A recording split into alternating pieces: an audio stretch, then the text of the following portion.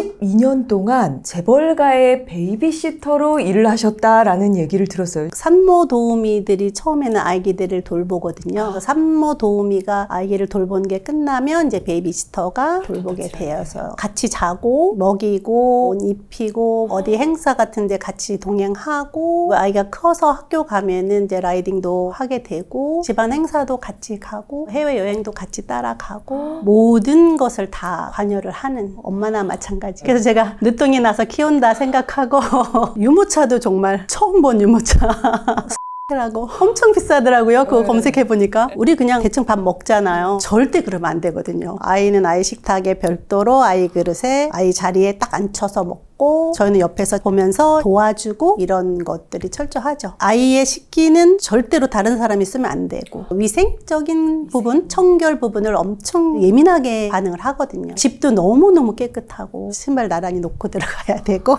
뭐 이런 것들 지켜야 할 부분들이 되게 많아요. 말하는 것도 절대 부정적인 말을 하면 안 됩니다. 자유롭게 살다가 거기 기준에 맞추려니까 좀 어려웠죠. 규칙을 내가 지켜가는 것이 되게 힘들더라고요, 처음에는. 까다롭다고 생각되죠. 그분 나름대로의 생활의 틀이 있으니까 그 틀 안에 우리가 맞춰야 되는 거잖아요. 평범한 내가 살던 삶의 방식과 재벌들의 삶의 방식은 정말 많이 다르거든요. 까다롭다는 것은 보통 알고 있는 그런 까다로움 말고요. 그 규칙에 맞게 원하는 바만 맞춰주면 너그러운 편인 거죠.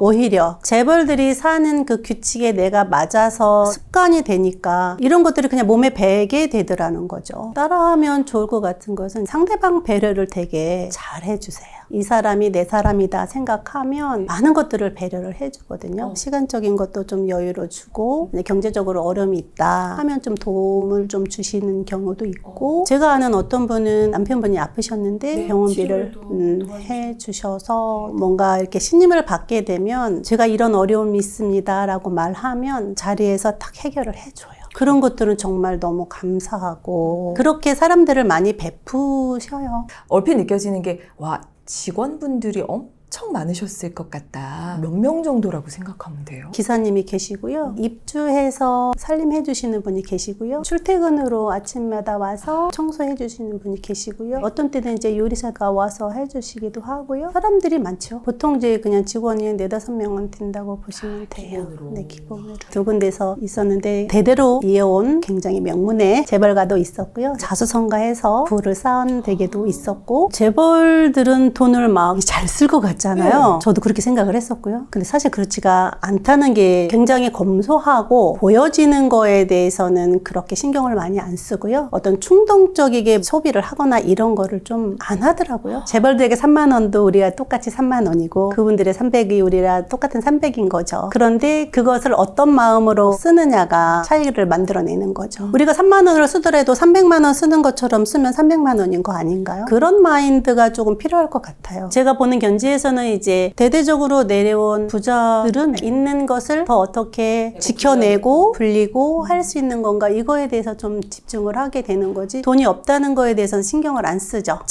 자수성가해서 부를 쌓은 분들을 보면 열심히 해야 되고 이루어야 되고 이걸 이렇게 해야 돼. 자녀들에게도 이렇게 하면 잘 살 수 있어 라는 그런 이야기를 해주고 어떻게 재테크를 할 것인가에 대해서 더 많이 고민을 해나가는 부분들이 있어서 그런 것들이 좀 차이가 있지 않나 저의 생각은 그렇습니다. 우리가 생각하는 재벌들의 이미지 있잖아요. 집안에서의 모습도 어떤지도 궁금해요. 집 안에서 의상이나 이런 건 굉장히 자유롭게 뚫어진 티셔츠도 입고 막 엄청 편하게 하더라도 몸에 배어있는 생활의 틀이라고 그럴까요? 습관들 이런 것들은 아마 변하지 않는 것 같아요. 뭐 소파에 누워서 자고 이런 거는 절대 본 일이 없고요. 서재에 앉아서 책을 읽는다든가 밖에 나가서 산책을 한다든가 이렇게 그 시간을 되게 소중하게 생각하는 것 같아요. 허투루 쓰는 시간이 없다고 봐요. 본인이 좋아하는 걸 하는데 흐트러진 모습으로 하지는 않는다는 거죠. 배어 있는 거죠, 삶에. 밖에서도 저렇게 똑같이 행동을 하지 않을까 이런 생각을 하게 돼요. 아, 이런 것들이 부자의 마인드가 아닌가. 삶 자체가 흐트러짐 없이 하나하나 다 이어가는 거 이런 게 부자의 마인드 아닌가 싶어요. 그분들이 뭔가 아주 작은 결정부터 꽤 큰 결정까지 내리는 모습을 또 보셨을 텐데 의사결정을 하는 기준에 있어서 조금 차이가 있는 게 있을까요? 제가 경험한 이야기만 해드리자면 우리들은 감정적인 것에 많이 흔들려서 결정을 하는 경우가 좀 있는데요. 그분들은 굉장히 사실적인 거에 바탕을 두고 상대방의 이야기를 충분히 들어줍니다. 거기에 대한 본인의 이야기를 하고 의도를 이야기를 해서 그게 받아들여지면 오케이. 그게 아니다. 변명처럼 뭔가를 넘어가려고 하면 굉장히 잘 알아차리죠. 내면을 보는 거죠. 외적인 것보다 지그시 사람을 쳐다보면서 파악을 하시는 것 같아요. 상대방을 존중을 해주고 기회를 더 주고 그게 안 됐을 때는 딱 정리를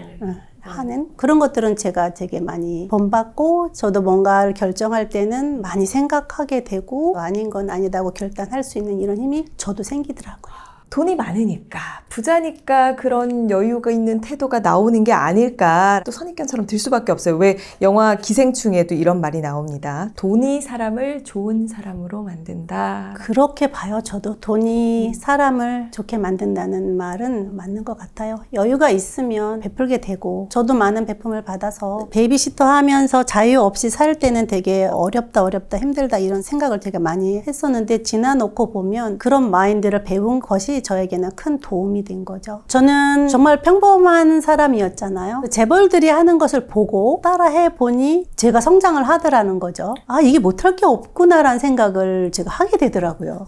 그러면 이걸 하나하나 따라하면 나도 부자 될 수 있을까? 그분들 말투, 대하는 태도 정말 제가 벤치마킹 많이 했거든요. 많이 여유로워지고요. 돈의 액수에 떠나서 삶을 풍요롭게 하는 건 내 마음이구나, 내 생각이구나 하는 거 정말 많이 느껴서 제가 한 것 중에서 가장 재미있는 거는 백화점에 가서 땡땡 브랜드에 들어가서 명품 브랜드죠? 네.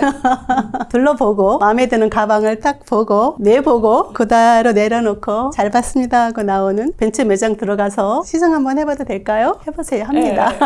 거기 들어가기까지가 정말 용기가 안 나고 힘들죠. 들어가면 해보세요 그러면 또 앉아서 이거 내 차 이렇게 하고 재벌들만 하는 부자들만 하는 그런 거 나는 못해 이걸 깨는 거죠. 나도 할 수 있어. 명품 매장 들어가는 게 되게 어렵거든요. 저도 처음에 되게 어려웠었는데 해보는 거죠. 그 다음에 가는 건 어렵지 않아요. 뭘 하더라도 처음에 나에게 오는 그런 어려움들을 깨고 한 발 내딛는 것이 굉장히 중요한 거죠. 그거잖아요. 상상한 대로 이루어진다고. 돈만을 위해서 돈을 버는 게 아니라 내가 하고 싶은 거, 내가 갖고 싶은 걸 얻기 위해서 내 돈을 벌 수도 있는 거니까. 그러면 목표가 생기잖아. 내가 1,000만 원짜리 가방 사야겠어. 그럼 이걸 사려면 어떻게 해야 돼요? 계획을 세워야 되잖아요. 돈을 모아야 되고 이거 언제까지 내가 사고 싶다. 그러면 그 기한을 정해서 돈을 어떻게 모을 것인지 계획을 하고 그 모아지면 사게 되잖아요. 얼마나 만족해요. 그렇게 해보면 되게 재미있어요. 이 매장을 들어가면 저걸 사야 되지 않을까 해서 못 들어가는 게 굉장히 많잖아요. 근데 그런 걸 좀 깨셨으면 좋겠어요. 나도 갈 수 있어. 다시 사러 올 거야 하면 되는 거니까. 내 삶의 틀을 깨는 거라고 봐요. 그렇지 않으면 성장할 수 없으니까. 그냥 계속 베이비시터로 제 삶을 마감을 한다면 이렇게 도전도 안 해보죠. 명품 매장을 제가 어떻게 들어가겠어요. 근데 나는 성장하고 싶어. 그러면 하고 싶은 걸 해봐야죠. 제가 재벌가에서 살기 전에는 되게 많이 불안했었던 일이 많아요. 그러니까는 자신감이 많이 없었고 내 삶을 어떻게 목표를 가지고 해야 되겠다라는 이런 거 없이 그냥 살았거든요. 그냥 하루하루 살았고 재벌가에 들어갈 때도 되게 굉장히 어려운 상황을 극복하고자 들어갔었던 건데 들어가서 보니 그 사람들의 어떤 규칙된 루틴들 이런 것들이 있다는 게 이제 깨달아지면서 새벽에 저도 좀 일찍 일어나 보고요. 그분들이 책 읽을 때 나도 책을 읽어보고 그래서 정말 거기에 책을 정말 많이 읽었어요. 경제, 경영, 뭐 트렌드 이런 것들 되게 많이 읽고요. 그전에는 자기계발서를 안 읽었거든요. 그건 성공한 사람의 이야기고 내 이야기가 아니라고 생각했었어요. 자기계발서를 하나씩 보면서 이런 원리가 있구나라는 거를 이제 알게 되더라고요. 그래서 따라하게 되고 이걸 따라해 보니까 아 재벌들이 하는 게 이거구나. 그럼 나도 따라할 수 있겠구나. 어려운 거 아니니까. 그래서 하나씩 실천해 보았던 것이 저한테 큰 도움이 되는 거죠. 그런 것들. 그래서 책으로 제가 많이 성장을 했었던 것 같고요. 사람을 대할 때 여유롭게 대하는 그리고 걸을 때도 천천히 여유롭게 걷는 그리고 말할 때 부드럽게 상대방을 배려하는 말을 하는 것들 어떤 어려움을 청했을 때 어려운 거 있으면 저에게 말씀하세요. 이렇게 그냥 자연스럽게 나오는 것들 것들, 그걸 제가 받아봤으니 아, 이렇게 하면 사람들이 되게 좋아하겠다. 그런 것들이 이제 저에게 굉장히 큰 도움이 되는 거죠. 제가 60이라는 나이에 인스타그램을 시작을 하고 4년을 꾸준히 운영하고 사람들과 함께 활동할 수 있었던 힘이 되는 거죠. 그런 기본적인 삶이 나에게 주어지지 않았었다면 지금 그냥 평범하게 60대 할머니로 있지 않았을까. 재벌가에서 알게 된 삶의 틀, 방식들 꾸준히 저에게 남아서 지금도 항상 시간을 쪼개 쓰고 정말 많은 것을 하더라도 지치지 않고 할 수 있는 어떤 힘이 되는 것 같아요. 어떤 과정을 통해서 입주 베이비시터가 되신 건지도 궁금해요. 제가 40대 후반에 큰아이가 대학 들어가고 작은아이가 고등학교 들어가고 와, 이거 교육비라도 뭘 벌어야 돼 막 이런 생각을 하게 되잖아요. 네. 어떤 기회가 돼서 조그맣게 이제 사업을 시작하는데 이제 투자를 했어요. 사업을 같이 하는데 그 사업이 갑자기 이렇게 무산되면서 이제 제가 투자했던 돈을 이제 다 날리고 경제적으로 되게 어려운 상황에 처하게 되었어요. 나락으로 떨어진다고 하잖아요. 너무 어려운 상황에 닥쳐서 우리 딸이 고등학생이었는데 기숙사 생활을 했었거든요. 전화가 하루는 왔어요. 엄마, 교무실로 오래서 갔더니 선생님이 급식비 언제까지 낼 수 있는지 알려달래. 이번 주까지 내래. 정말 땅굴 파다가 정신이 번쩍 들었어요. 자식 밥 굶기면 안 되니까.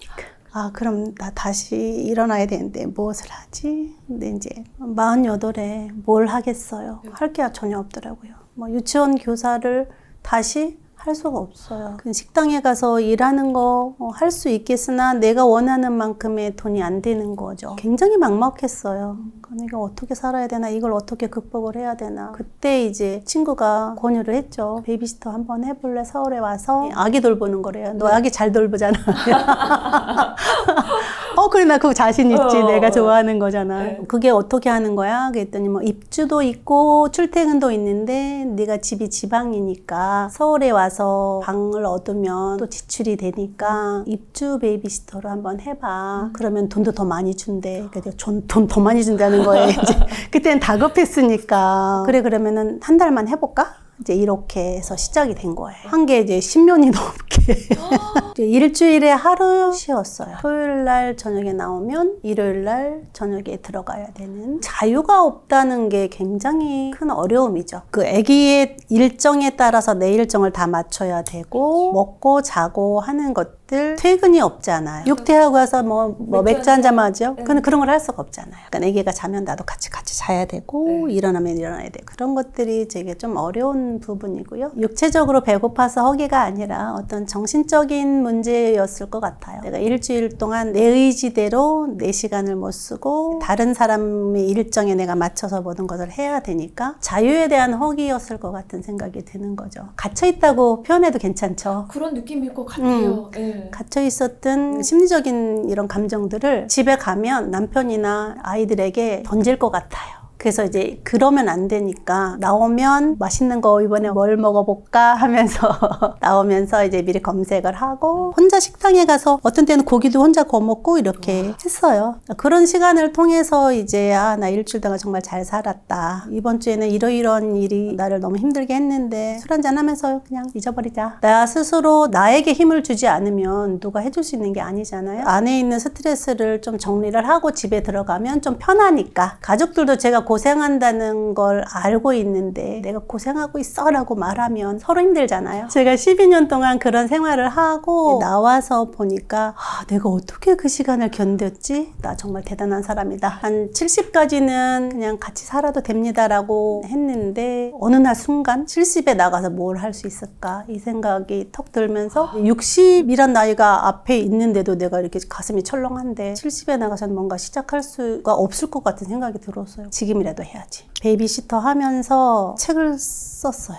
내가 이것을 이뤄내지 못하면 나의 삶에 다시는 기회가 없을 것 같은 그런 느낌이 들었어요. 그러면 내가 지금 이것을 선택했으니 어떻게 해서든지 결과를 내자. 책 출간이 목표였어요. 일단 출간을 하자. 3개월 만에 책을 쓰고 책이 출간됐죠. 그러면서 이제 굉장히 큰 자신감을 제가 얻은 거예요. 나 이렇게 할 수 있는 사람이야? 12년 동안 내가 뭐 했지?